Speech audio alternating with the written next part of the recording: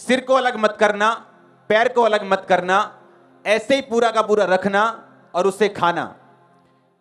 सिर कौन है? परमेश्वर ने कहा तुम कलीसिया क्या है? मेरा शरीर। मैं कलीसिया का क्या हूं? सिर हूं। अगर एक देह की उन्नति चाहती है कि शरीर की उन्नति हो, तो सब अंग अगर मिलकर काम करते हैं तो देह उन्नति पाती है।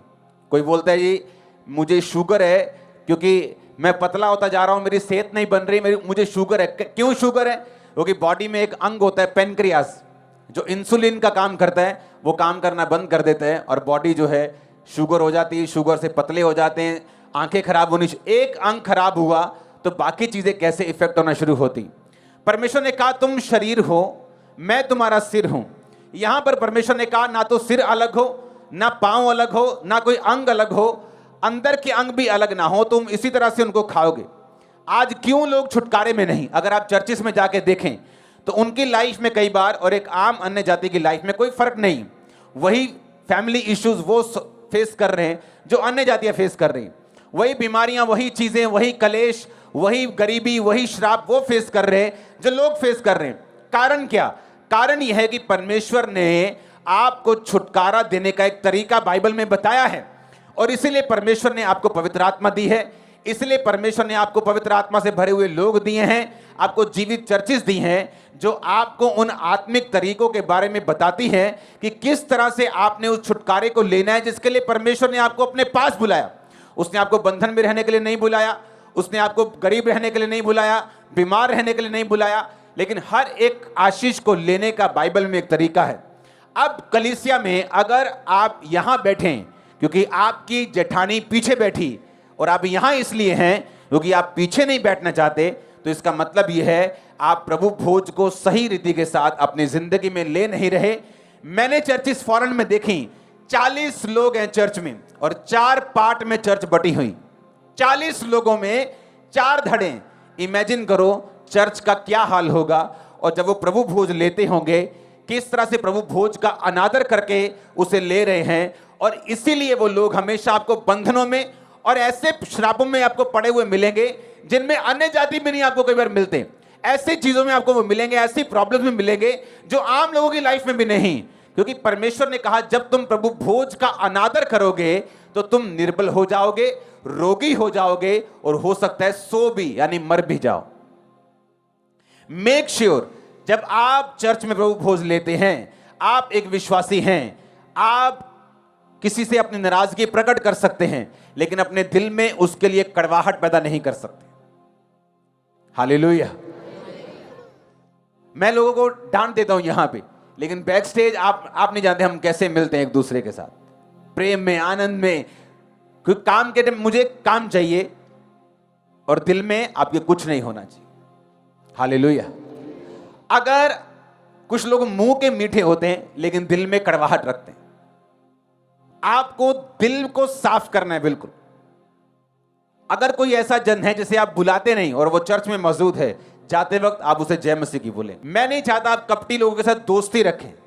ऐसे लोग जो आपकी लाइफ में माइनस करते हैं, आप उनको अपनी लाइफ में दोबारा लेके आएं, मैं ये नहीं कह रहा हूं, लेकिन आपका हार्ट, आपकी स्पिरिट बिल्कुल साफ और क्लियर होनी चाहिए अगर आप ये चाहते हैं प्रभु भोज को आप सही रीति के साथ लें। क्योंकि जैसे ही उन्होंने सही रीति के साथ प्रभु भोज लिया कि सवेर तक कुछ रहने नहीं देना, जो बच जाए आग में जलाना, कमर बांधे हुए। कौन सी कमर? बुद्धि की कमर। हमारी कमर क्या है मसीह में? हमारी बुद्धि। सच्चाई से अपनी कमर कस के, उसने कहा कमर को बांधे हुए, यानी जो वर्ड है, जो वचन है आपके दिमाग में होना चाहिए। कहां होना चाहिए? बोलो अपने पड़ोसी से, कहां होना चाहिए? कहां होना चाहिए? और दिमाग में कैसे होगा? जब हम इसे पढ़ेंगे। दिमाग में वचन कभी नहीं आ सकता जब तक आप इसे, ये सारा एक मैनुअल है, एक तरीका है। आप पिक्चर्स में देखते ना कि एक नक्शा है जी, नक्शे के हिसाब से चलेंगे तो बहुत बड़ा खजाना हमें मिलेगा। और वो नक्शा बड़ा मुश्किल होता है और नक्शे में कहां जाना है, क्या करना है, उसमें बड़े भेद होते हैं और जब वो भेद पार किए जाते हैं तो खजाना उनको मिलता है। उसी तरह से परमेश्वर ने आपको छुटकारे के लिए एक नक्शा दिया है और नक्शा ये है कि अपने गुनाहों को, अपने पास को भूलना नहीं, कि परमेश्वर ने किस तरह से आपको आपके दुखी जीवन से, शैतान के बंधन से, दुष्ट आत्माओं के चक्रों से आपको निकाला। उस के ग्रेटिट्यूड में, उसके थैंक्स गिविंग में आप प्रभु भोज को खाएंगे, अपने पास को याद करते हुए कि मैं क्या था और क्या बन गया हूं। और सिर पैर आंतड़ियों समेत, यानी मैं यूनिटी में से खाऊंगा। मेरे पड़ोसी से नाराज रह के, उसके खिलाफ बोल के, उसके खिलाफ प्लानिंग और प्लॉटिंग करके फिर मैं प्रभु भोज को नहीं खा रहा हूं, जस्ट एक रोटी को खा रहा हूं। फिर वो हेवनली नहीं, फिर वो धरती की है। आप धरती की रोटी खाएंगे, वो धरती की चीज आपको देगी 2 दिन के लिए, 1 दिन के लिए, उसके बाद फिर आपको उसकी जरूरत पड़ेगी। आप हेवन की रोटी खाएंगे, आप सदा बने रहेंगे। आमीन। अब जब वो कहता है कि कमर को बांध कर खाना, कमर को बांध के मैं क्यों खाऊं?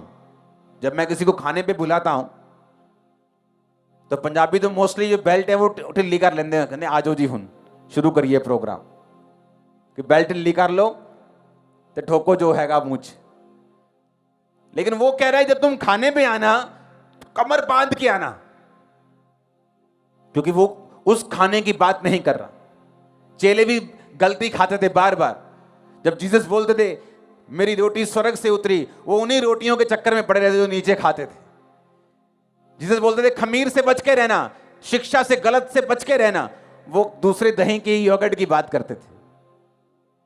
अगर परमेश्वर कह रहा है कमर बांध के खाना, तो किस खाने की परमेश्वर बात कर रहे? उसने कहा कमर को बांध कर खाना। जब आप किसी को खाने पे इनवाइट करते हो, आप ये नहीं बोलते भाई साहब अपनी कमर अच्छी तरह से कस लो और फिर खाते हैं। वो बोलेगा जरूर मुझको कम खिलाना चाहता है तू, तेरे पास खाने की कमी है, तो इसलिए बोलता कमर बांध के खाता कि थोड़ा खा के तेरा पेट भर जाए। लेकिन परमेश्वर ने कहा कमर बांध कर खाना। जीसस क्राइस्ट ने क्या किया? कौन व्यक्ति हैं जिनकी लाइफ में खाया हुआ प्रभु भोज काम करता है, जिनकी कमर बंधी हुई है? यीशु मसीह 40 दिन रात के रोजे रखे। 40 दिन रात के रोजे रखने के बाद बाइबल कहती है आत्मा, मत्ती 4:1, आत्मा यीशु को जंगल में ले गया। अगर आप इसकी इब्रानी भाषा में, इसको यूनानी भाषा में नया नियम लिखा गया था, अगर आप इसको पढ़ेंगे कि आत्मा यीशु को जंगल में ले गया फोर्सफुली, अगर आप इसको ध्यान से पढ़ेंगे ना तो आपको इसका मतलब समझ आएगा। इसका मतलब है एनेगो, ANAGO, ग्रीक भाषा का 321 शब्द। इसमें लिखा कि एक ऐसा टाइम जब पवित्र आत्मा आपकी अगुवाई करता है वेस्ट टाइम के लिए। लिखा तब आत्मा यीशु को जंगल में ले गया ताकि इब्लीस से उसकी परीक्षा हो। एनेगो का मतलब फोर्सफुली, जैसे कोई धक्के से खींचकर आपको ले जाता है। जंगल का मतलब है एरिमोज, यानी एक ऐसा टाइम जो आपको वेस्ट लगता है। ग्रीक भाषा का 2048वां शब्द, इसे इंटरनेट पे डाल देना। आपको यकीन हो रहा है मैं क्या कह रहा हूं? आत्मा यीशु को ऐसे स्थान की ओर, ऐसे समय की ओर ले गया जो वेस्ट था। आपको लगता है कि ये टाइम तो वेस्ट है मेरी लाइफ में। मैं प्रार्थना कर रहा हूं रोज, मेरा वीजा नहीं आ रहा। मैं प्रेयर कर रही हूं, मैं हील नहीं हो रही हूं। मैं प्रेयर कर रहा हूं, मेरे बेबी नहीं हो रहा। मैं प्रेयर कर रहा हूं, मेरी चर्च की ग्रोथ नहीं हो रही। मैं कंटिन्यू लगातार इतने साल से प्रेयर में हूं, इतने महीने से प्रेयर में हूं, मुझे कोई रिजल्ट नहीं मिल रहा। लिखा आत्मा, शैतान नहीं, पवित्र आत्मा लेड का मतलब फोर्सफुली, धक्के से जीसस को लेके गया विल्डरनेस, जंगल में, एरिमोस में, यानी वेस्ट टाइम के ऊपर, जहां वेस्टेज फील होती कि आपका टाइम वेस्ट हो रहा है। और बाइबल कहती है कि 40 दिन 40 रात जब यीशु ने कुछ नहीं खाया तो परखने वाला आया और कहा यदि तू परमेश्वर का बेटा है इन पत्थरों को बोल ये रोटियां बन जाएं। अब 3 बार उसको परखा गया और तीनों बार परमेश्वर ने जवाब दिया, लिखा है इंसान अकेली रोटी से नहीं परंतु परमेश्वर के मुख से निकले एक एक वचन से जीवित रहेगा। फिर उसने क्या कहा, यदि तू परमेश्वर का बेटा तो अपने आप को ऊपर से नीचे गिरा, तेरे वचन में लिखा है कि तेरे दूत तुझे पकड़ लेंगे, पांव में पत्थर से ठेस नहीं लगने देंगे, भजन संहिता 91 में लिखा है। यीशु ने कहा यह भी लिखा है, तो अपने प्रभु अपने परमेश्वर की कभी परीक्षा ना कर। अगर परमेश्वर तू मुझसे बात करता है तो मुझे यह निशानी चाहिए, अगर तू मेरे साथ है तो मुझे यह निशानी चाहिए, अगर तू मेरे साथ है। उसने कहा तू अपने प्रभु अपने परमेश्वर की कभी भी परीक्षा ना कर।